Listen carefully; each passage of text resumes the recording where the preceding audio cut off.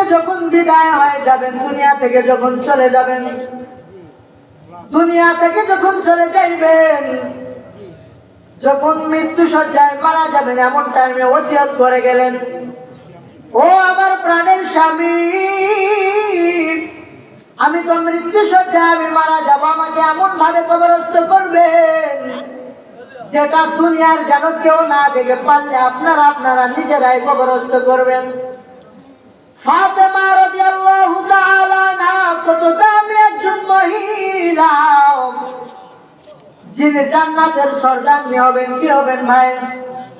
এই জান্নাতের সর্দারনি যখন মারা যান, মারা যাওয়ার পর যখন কবরস্থ করবেন, সমস্ত কাজ সারার পর, কাফন দাফন সব কাজগুলো সারার পর, কবরস্থ করার জন্য যে খাটিয়াটা ধরবেন, কবরে নেওয়ার জন্য খাটিয়া ধরার জন্য কয়জন মানুষের দরকার?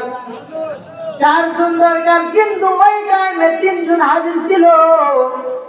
1 নম্বর আলী, 2 নম্বর হাসান হুসাইন রাদিয়াল্লাহু তাআলা। কিন্তু একটা খাটিয়া ধরার জন্য 4 জন মানুষের প্রয়োজন। কোনোভাবে চতুর্থ ব্যক্তিকে পাওয়া যাইতেছে না। কাকে নিয়ে যাবেন?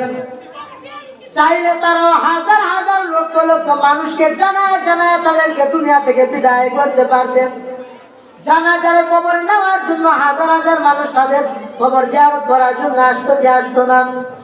কিন্তু তারা চাইতেছেন আমরা মেয়ে মানুষ, মেয়ের মতোই থাকবো, আমরা গোপন ভাবে দুনিয়া থেকে বিদায় নেব। চতুর্থ ব্যক্তিকে পাওয়া যায় না।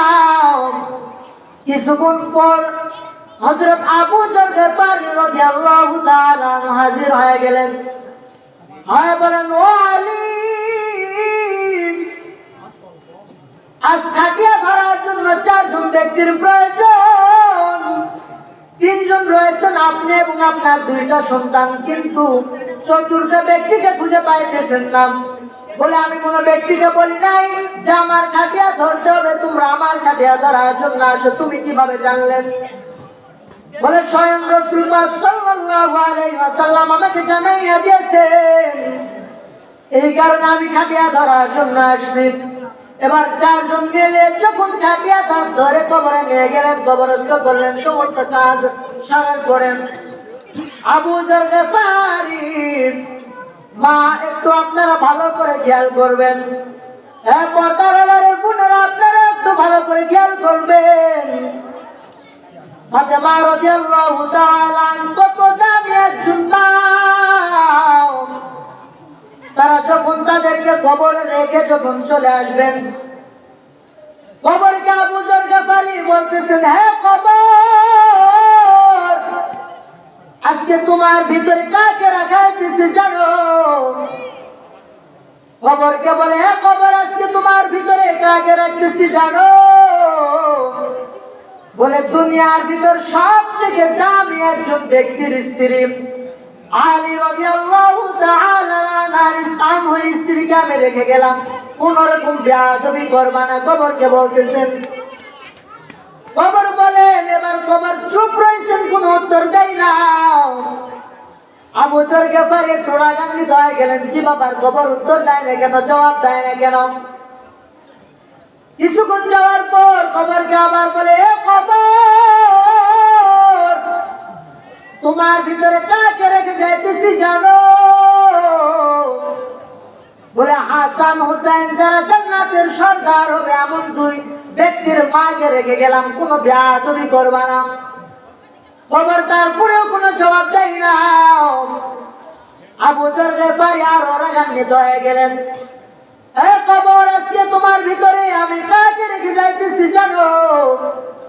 দুজাহানের সর্দার, যাকে না বানালে আমাকে বানাইতো না, দুনিয়ার কাউকে বানাইতো না, হুজুর পাক সাল্লাল্লাহু আলাইহি ওয়াসাল্লামের মেয়েকে রেখে যাইতেছি, কোনো বেয়াদবি করবা না। খবর এবার কি উত্তর দিতেছে জানেন? খবর বলে, আমি এখানে আলী কেউ চিনি না, হাসান হুসাইনের আম্মা জান কেউ চিনি না, রাসূলের মেয়ে আমি তাকেও চিনি না। আমি শুধু চিনি তাদেরকে যারা আমার কাছে ভালো আমল নিয়ে আসে।